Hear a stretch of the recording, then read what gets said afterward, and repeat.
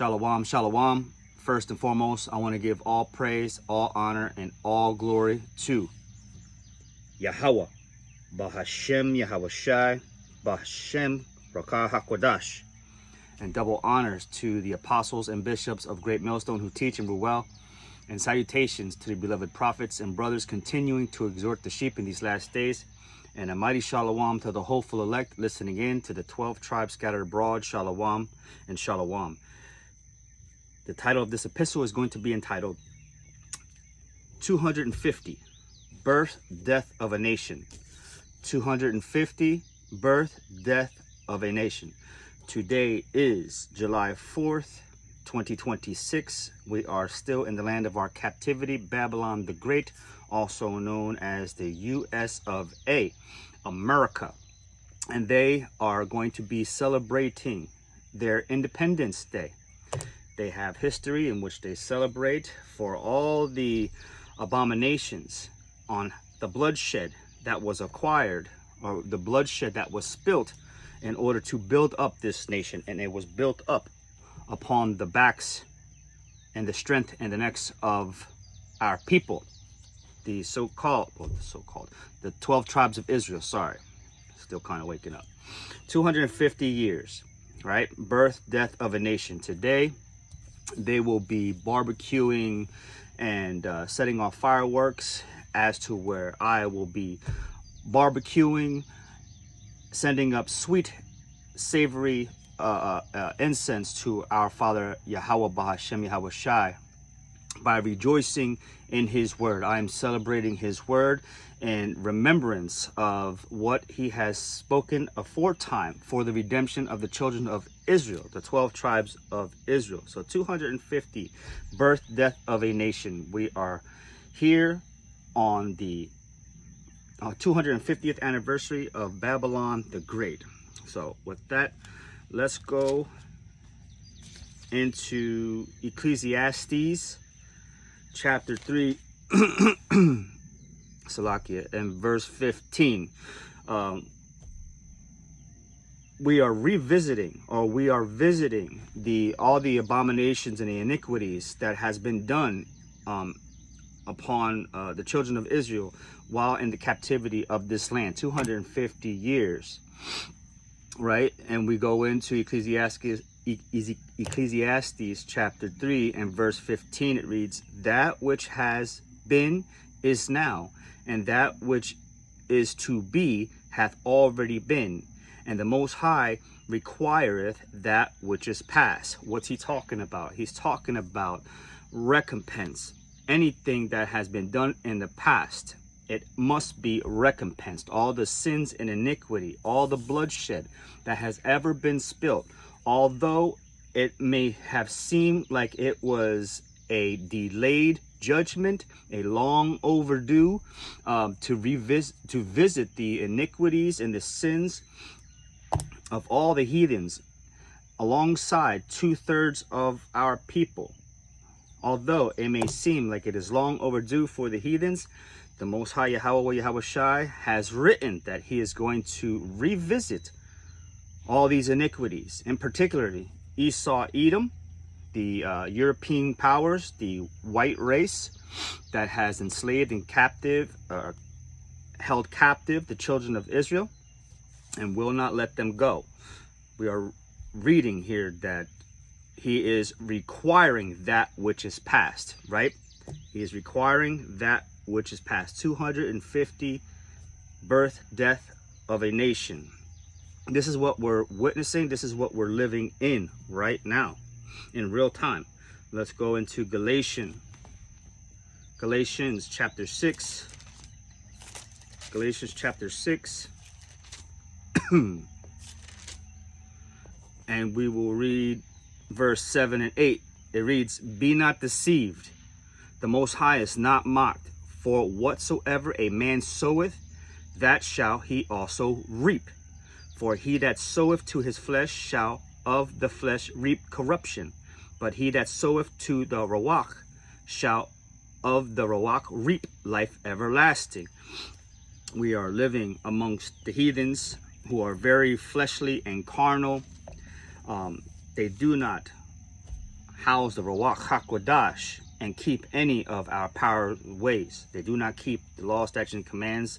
They know nothing of righteousness. And the Most High Yahweh Yahushai is going to visit the iniquities of these children. For it is written, right? He requires that which is past, and he will revisit upon the third and fourth generation for all the iniquities that have been sown in the earth, in particularly Babylon the Great. 250 years. They are celebrating the 250 years of Babylon the Great. Let's go to Zechariah. Zechariah chapter 11.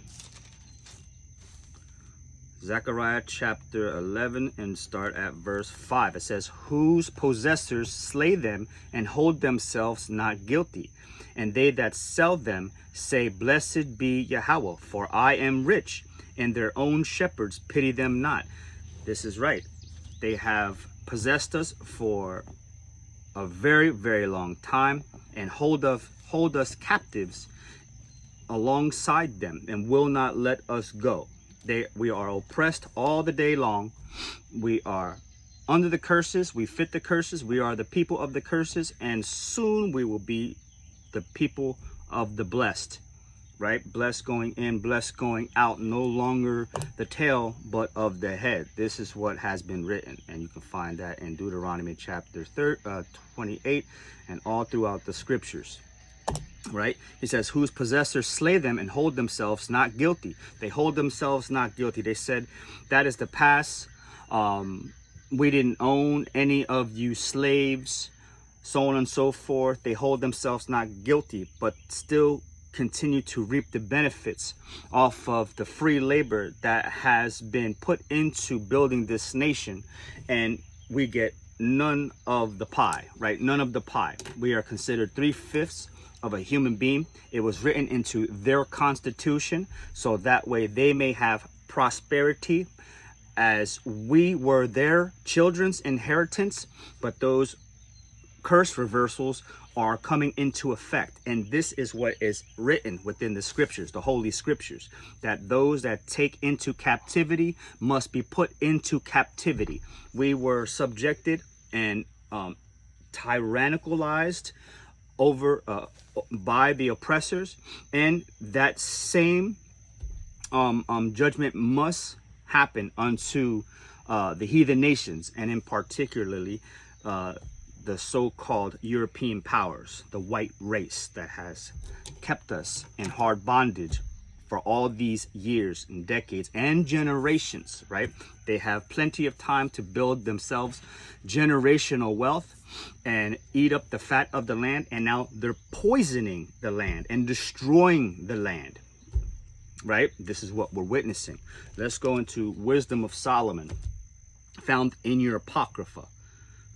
Go to chapter 2, and I want to read the whole thing, but for the sake of time, I'm going to start at verse 5. Wisdom of Solomon, chapter 2, and start at verse 5. This is the mind of the godless, right? The ungodly. I'll grab verse 1 real quick. For the ungodly said, reasoning with themselves, they're trying to reason with themselves, but not aright, you know, their ways are foolish. Our life is short and tedious, and in the death of a man there is no remedy. Neither was there any man known to have returned from the grave. This is the mindset that they come in, that YOLO spirit, right? Verse 5. For our time is a very shadow that passeth away, and after our end there is no returning. For it is fast sealed, so that no man cometh again. Come on, therefore, let us enjoy the good things that are present, and let us speedily use the creatures like as in the earth. They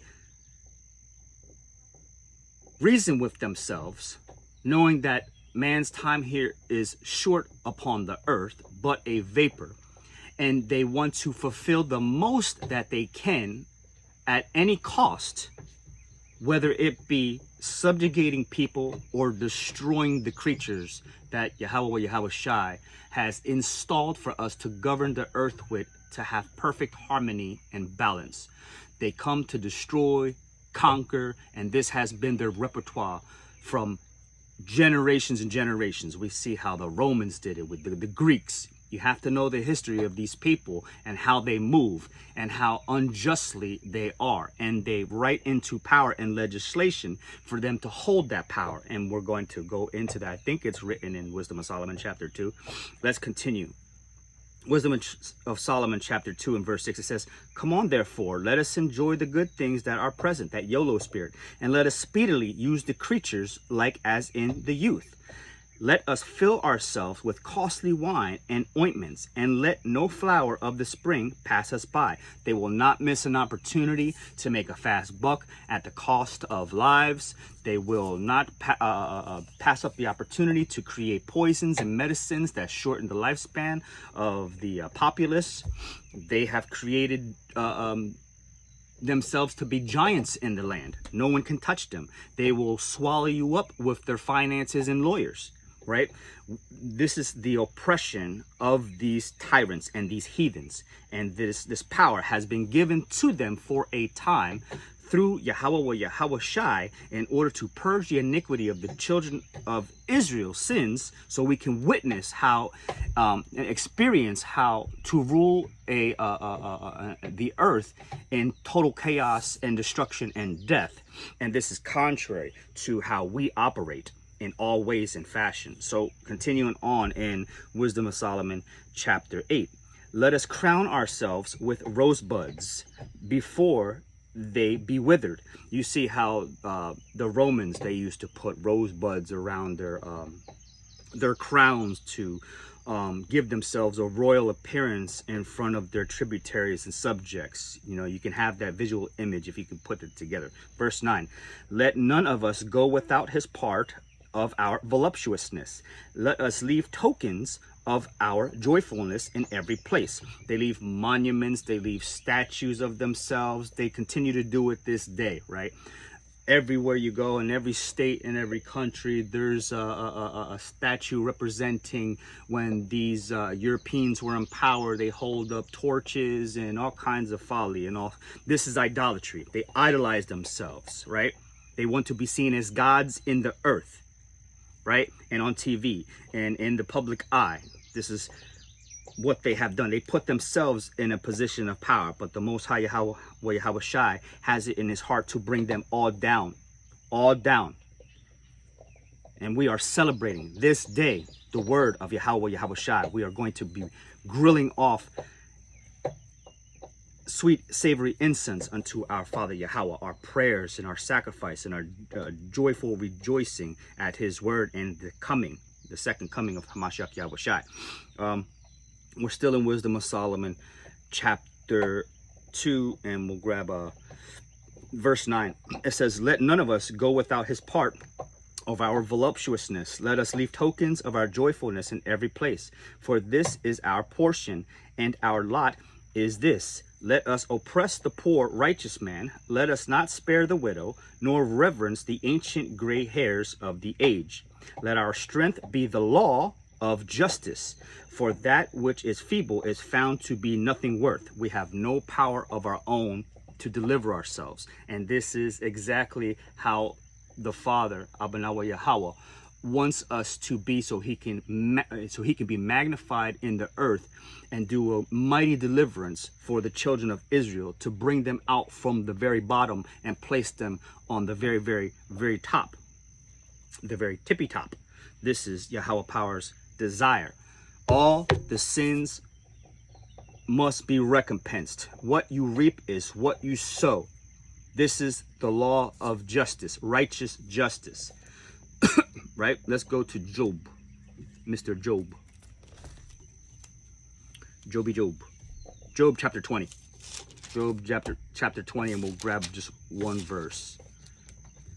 You know, he says, Job chapter 20, verse 5, it says that the triumphing of the wicked is short, and the joy of the hypocrite but for a moment. The joy of these hypocrites, this very hypocritical nation in which held us captive. This is part of the curses. He says, "I will send a hypocritical nation against you, and you will be taken into all parts of the earth to be subject unto the heathens, because our forefathers went astray in the ways of the heathens by idolizing and picking up wayward customs and rebelling against Yahweh Bahashem Yahweh Shai.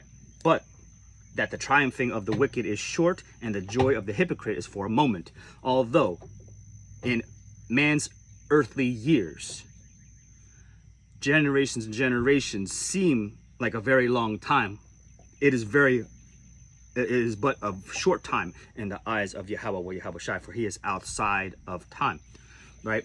He works through the dispensations of times and ages for all things to be fulfilled. So the triumphing of the wicked is short. The iniquities must be revisited upon Babylon the Great, right?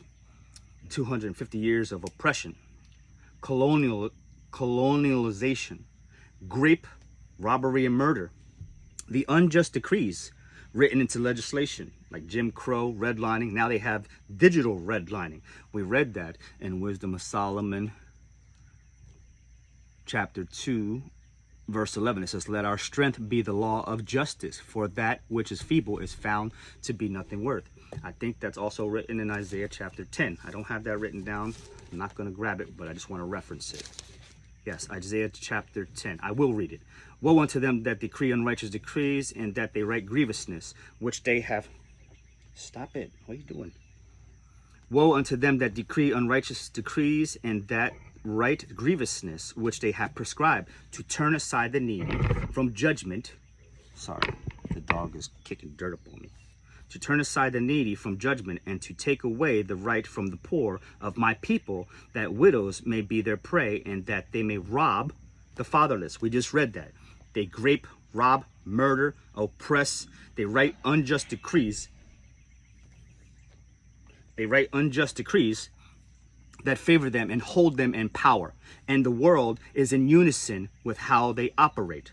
As the king, so are the people. They are truly wicked. They're defiled. They know not righteousness. They do not know the order of things. But Yahweh Yahweh Shai has it in his heart to revisit all the iniquities of Babylon the Great and all heathen nations that had their part in holding us captives and will not let us go. Let's go to Jeremiah. Yeah, let's go to Jeremiah chapter 49. Jeremiah chapter 49. Jeremiah chapter 49. And I'll start at verse 7. It says, concerning Edom, thus saith Yahweh of hosts, is wisdom no more in Teman? Is counsel perished from the prudent? Is their wisdom vanished? Right, as we can see, the pride of this wicked nation decline in all things, economically, moral status, what's that called? Recognition in the earth as a power. The wisdom is vanishing as well. Verse 8, flee ye, turn back, dwell deep, O inhabitants of Dedan, for I will bring the calamity of Esau upon him, the time that I will visit him. We are in the Lord's visitation. If grape gatherers come to thee, would they not leave some gleaning grapes? If thieves by night, they will destroy till they have enough. They are really gluttonous and greedy. They will conquer a land and destroy it and take all of its resources. You can see from the east to the west coast, to the Midwest, to the south, there is barely anything growing anywhere. It's a concrete jungle. And you must have permission to go into this area and get a park pass and pay a fee to go here and this and that. They put a price tag on life. Everything, they restrict everything. So if grape gatherers come to thee, would they not leave some gleaning grapes? The answer is no. They will take everything. Verse 10 of Jeremiah chapter 49. But I have made Esau bare. I have uncovered his secret places, and he shall not be able to hide himself. His seed is spoiled, and his brethren and his neighbors are, and he is not. The Most High is making an inquisition on all the unjust, abominable iniquities that has been from a very long time. Sorry. Continuing on. Leave thy fatherless children, I will preserve them alive, and let thy widows trust in me. For thus saith Yahweh, behold, they whose judgment was not to drink of the cup have assuredly drunken. And art thou he that shall altogether go unpunished? Thou shalt not go unpunished, but thou shalt surely drink of it. Yes, that cup of judgment is going to be passed unto Esau, Edom, and all the heathens nations that have kept us in subjugation and in bondage.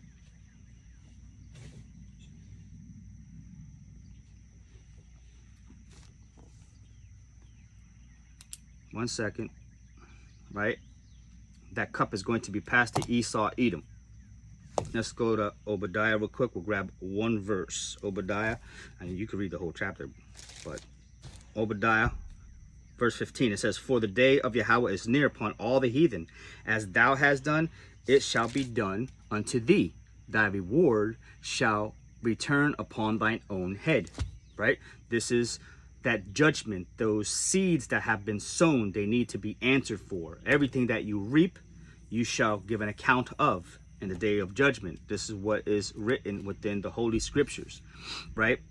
And to back that verse up, we'll go into Lamentation and grab chapter 4 and verse 21. It says, rejoice and be glad, O daughter of Edom, that dwellest in the land of Uz. The cup also shall pass through unto thee. Thou shalt be drunken and shalt make thyself naked.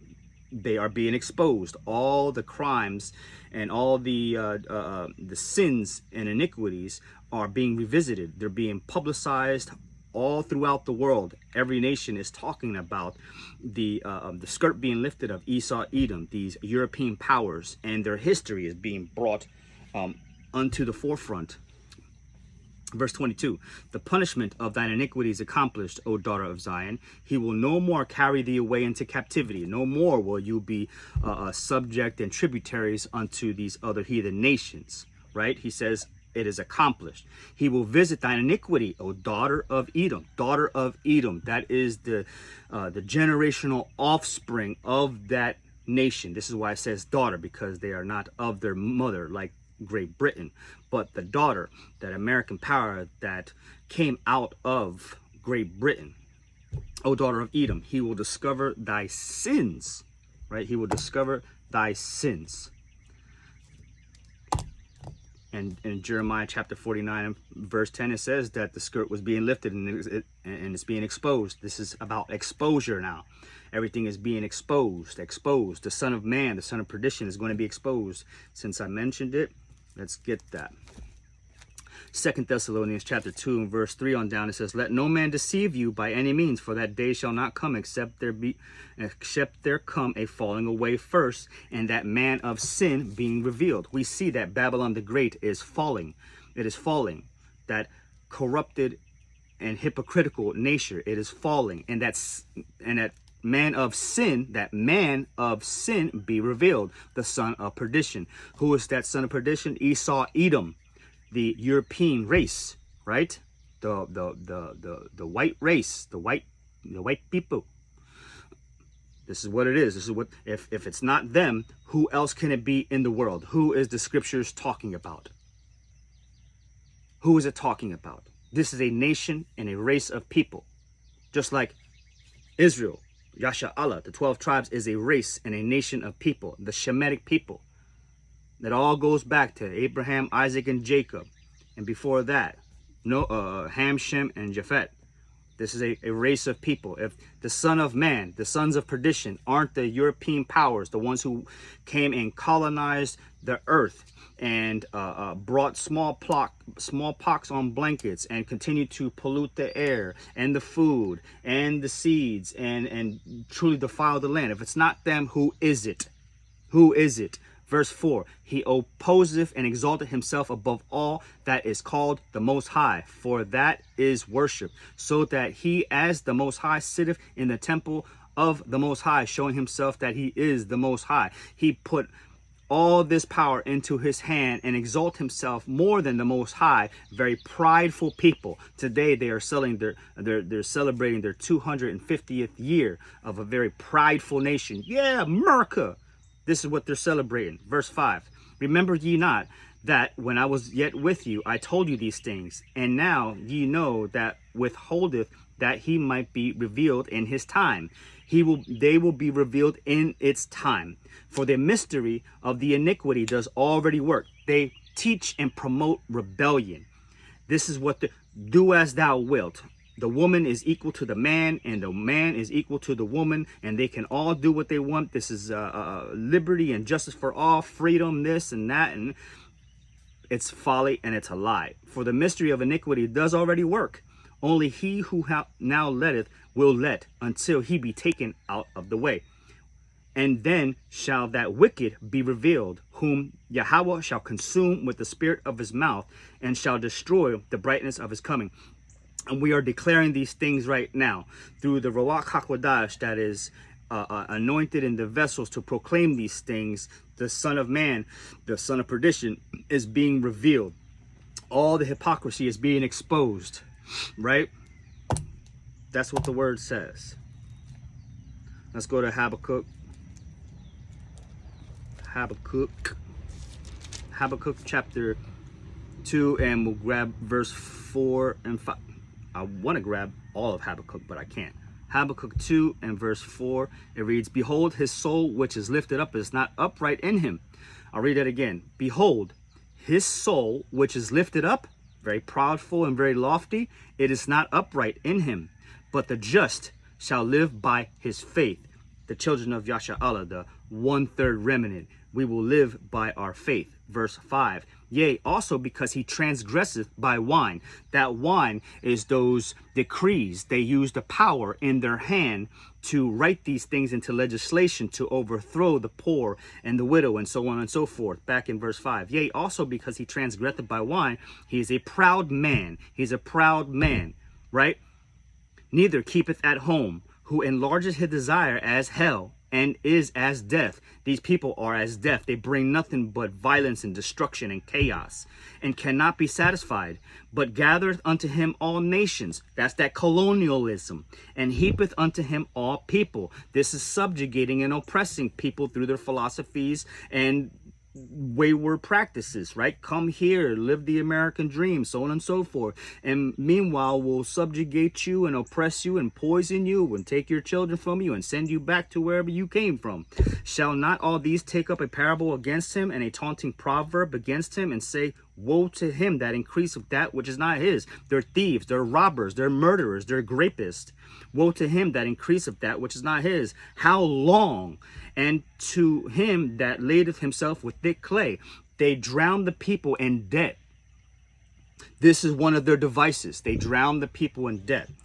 They showcase all the beautiful things in the American dream, and people say, I'm going to work really, really hard in his system so I can acquire that because I like that, and everybody seems to be smiling and joyful when they have that. They have houses that look like that, but through all their procedures, they drown you in those taxes. The interest rates on land that you will never actually own has completely drowned you of your time and your energy. This is wickedness. I'm going to continue to read. Habakkuk 2 and verse 7. Shall they not rise up suddenly that shall bite thee, and awake that shall vex thee, and thou shalt be for booties unto them? Because thou hast spoiled many nations, all the remnant of the people shall spoil thee because of men's blood, and for the violence of the land, of the city, and of all that dwell therein. Those who refuse to acknowledge this history and tie it back to them people, you are in a delusion, and you will be subject under the judgments to come for your hypocritical judgment and your wayward way of thinking. Woe to him that covereth an evil covetousness to his house, that he may set his nest on high, that he may be delivered from the power of evil. This is what they think. Thou hast consulted shame to the house by cutting off many people, and hast sinned against thy soul. For the stone shall cry out of the wall, and the beam out of the timber shall answer it. Just imagine, They go and build these beautiful cabins in the mountains and so on and so forth. And the Most High Yahweh Shai has said that even the foundations of these structures are going to cry out to them and showcase all their shame and how these things were procured by their hand, by theft and robbery, right? No one is getting away scot-free. Verse 12 of Habakkuk 2. Woe to him that buildeth a town with blood and establisheth a city by iniquity. Trail of tears, anyone? Does anyone know this history? Can you put these things together? Or do you just want to hear something nice and cuddly? The Messiah is not coming that way. He's coming back to make wine. He's going to stomp wine. These people are going to be like grapes, and he's going to stomp them into wine. This is what is written. Let's go to Isaiah 47. I'm going to pick up one more verse in Habakkuk 2, verse 16. It says, Thou art filled with shame for glory. Drink thou also, and let thy foreskin be uncovered. The cup of Yahweh's right hand shall be turned unto thee, and shameful spewing shall be on thy glory. That cup of judgment is going to be passed around. They're going to be taking big, large sips of it, because our people have drunken of that already. He says our warfare is accomplished. You have received double. Now they must be recompensed double. I'm going to Isaiah 47. It's a beautiful day. We're going to rejoice in the words of Yahweh Yahushai, his promises, his word coming to pass. All things will be manifest in his time. Although it tarry, wait for it. This is what the scripture says. We believe on the report. And because we have believed on the report, this has given us a down payment on the Ruach HaKodesh. And if we continue to the end, that we may be saved. Isaiah chapter 47, verses 1 to 3. It says, Come down and sit in the dust. This is coming from a very high seat, a high power, and brought low. Just like the children of Israel were once in power and in full glory, and brought down and then subjugated into all four corners of the earth. Come down and sit in the dust, O virgin daughter of Babylon. She was never touched. We haven't experienced it, right? They have grown in power until now, 250 years, birth and death of a nation. O virgin daughter of Babylon, sit on the ground. There is no throne, O daughter of the Chaldees. This is another a reference to Esau, Edom, the Chaldees. For thou shalt no more be called tender and delicate. Take the millstone and grind meal, uncover thy locks, make bare the leg, uncover the thigh, pass over the rivers. This is that exposure. Yahweh Yahushua is visiting the iniquities of Esau, Edom, and their people, and exposing their hypocritical nature, their most abominable ways. Verse 3, Thy nakedness shall be uncovered, yea, thy shame shall be seen. I will take vengeance, and I will not meet thee as a man. All other nations can see the hypocritical nation of these people being exposed. They don't even want them in their countries. They have to go and try to mix and mingle in these other countries and call themselves of a different race. They try to blend in, but they're going to be sought out. This is that discovery that the Most High Yahweh Yahushai has in store for them. That forced labor, that forced and unpaid labor on how they built up this hypocritical nation, and throughout that re-education, our people had to be re-educated to fit into their society, that assimilation. And if you did not, you were offed, you were deleted, right? Where we at? The child trafficking is being exposed. All those EP files. This is who the man of sin is, the son of perdition. This is who that hypocritical race of people are. The slave trades. Who has that history? Who has the transatlantic slave trade history? Who has that?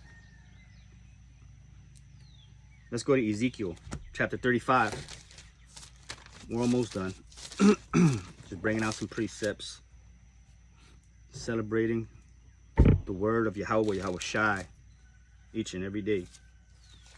Ezekiel chapter 35 and verse 1. It says, moreover, the word of Yahweh came unto me, saying, Son of man, set thy face against Mount Seir. Mount Seir's Esau, Edom. That goes back to Genesis. That's where their land portion was, in Mount Seir, and prophesy against it, not for it, but against it. This means to proclaim judgment unto it, expose this hypocritical man, Esau, Edom, and his nation of people, and say unto it, Thus saith Yahweh power, behold, O Mount Seir, I am against thee. The Most High Yahweh Shai does not have it in his heart to favor this people. There is no repentance for Esau, Edom. He has judgment set against them. This is what the Holy Bible proclaims from beginning to end. There's no way around it.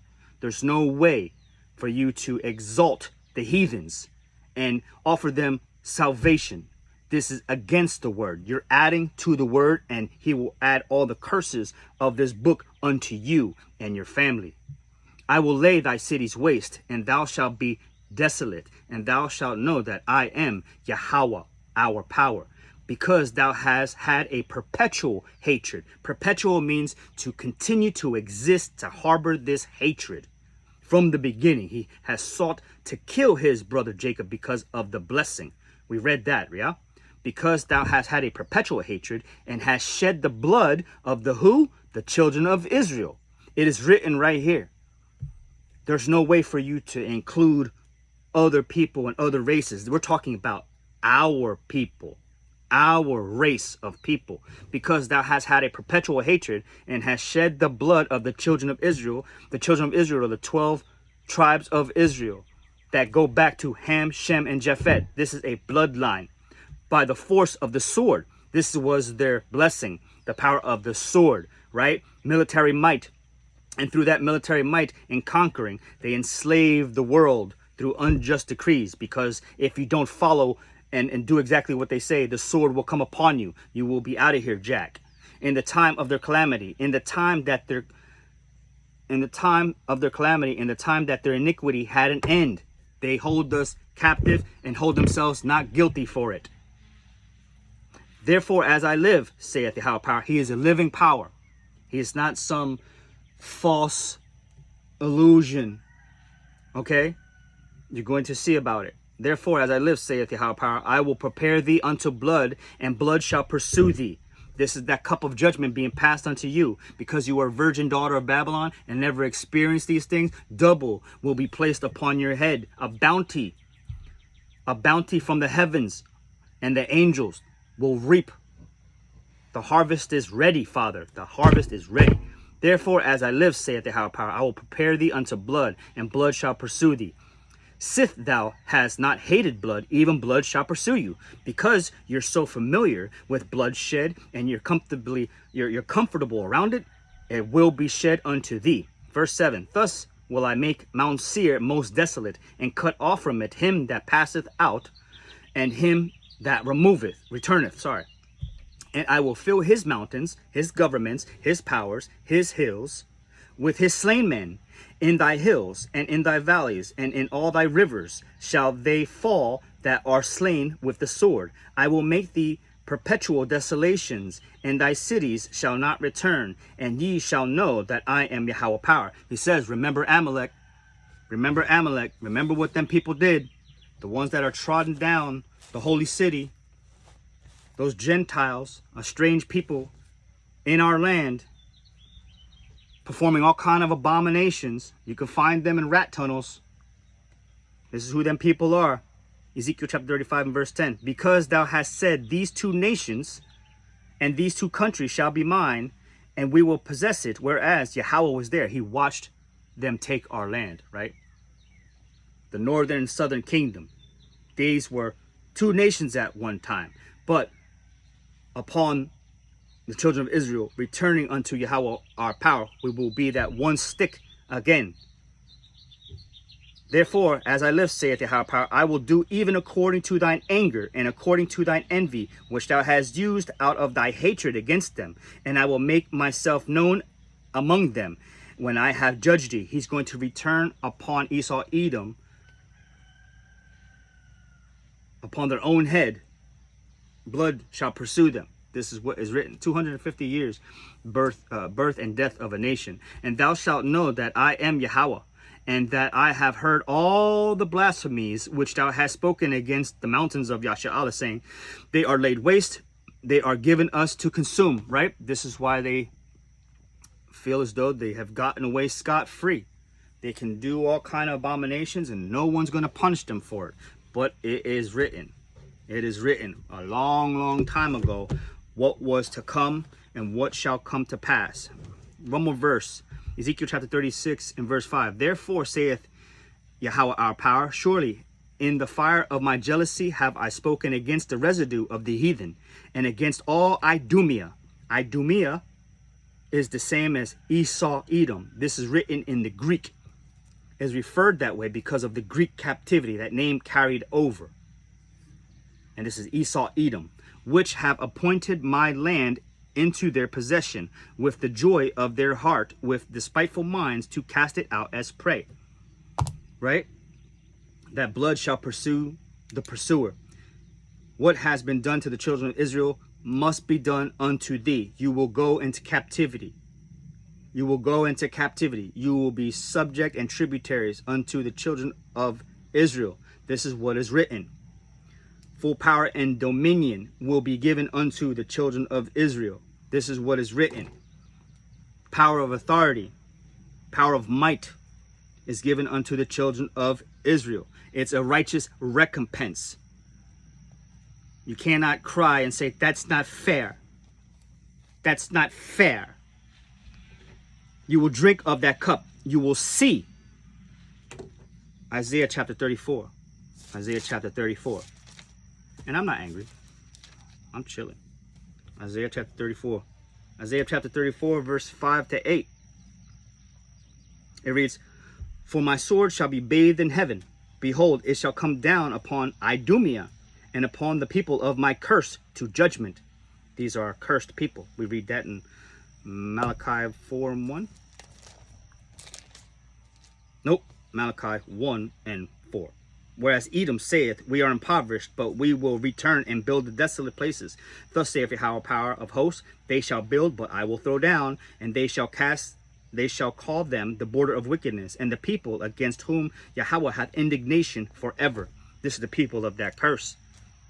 The sword of Yahweh is filled with blood. I'm back in Isaiah chapter 34 and verse 6. The sword of Yahweh is filled with blood. It is made fat with the fatness and with the blood of lambs and goats, with the fat of the kidneys of rams. For Yahweh hath a sacrifice in Basra.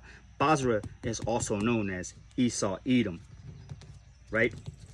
They are very widely spread throughout the earth, but they are all one race of people. And of a great slaughter in the land of Idumea. Right? I'll stop there. Let's go to Isaiah chapter 25, and we'll close out in that chapter. Isaiah chapter 25. This is the rejoicing of the children of Israel upon all these judgments coming upon all the other nations. For what reason? To redeem us out of the bondage, out of the hands of these wicked heathens that continue to live in a manner that is truly perverse and prideful. Isaiah chapter 25, starting from the top. O Yahweh, thou art my power, our power, Yahweh. Abanawa Yahweh, Bahashem Yahweh Shai. He is our power, our Father. I will exalt thee. I will praise thy name. We will praise his name. The elect will praise his holy name, Yahweh Bahashem Yahweh Shai. For thou hast done wonderful things. Thy counsels of old are faithfulness and truth. For thou hast made of a city a heap, of a defenced city a ruin, a palace of strangers to be no city. It shall never be built. Right? They have it in their mind that they're going to continue and build and rebuild and rebuild. We'll just build back better. This is not in the plans. Therefore shall the strong people glorify thee. The city of the terrible nations shall fear thee. For thou hast been a strength to the poor, a strength to the needy in his distress, a refuge from the storm, a shadow from the heat. And it is July, and it is very, very hot. When the blast of the terrible ones is as a storm against a wall, thou shalt bring down the noise of strangers as the heat in a dry place. Even the heat with the shadow of a cloud, the branch of the terrible one shall be brought low. This is a very dry place. It has no righteous living waters passing through the breath of the land. It is truly dried land. This is why the Messiah's feet was dry, and he had to put on spikenard to ease the pain from walking in a barren land that did not have any rivers of living water passing through it. And this is the expression of washing your brother's feet, right? Because we are walking in a dry desert. Although there's trees and grass and water here and there, there's no living water, no wisdom here. This is what it represented of. So with that, I pray that that was edifying unto the elect. 250 birth, death of a nation. I pray this was edifying unto the elect. And with that, the water Abanawa Yahweh, for another opportunity to bring forth some edification to the sincere sheep. And shalom.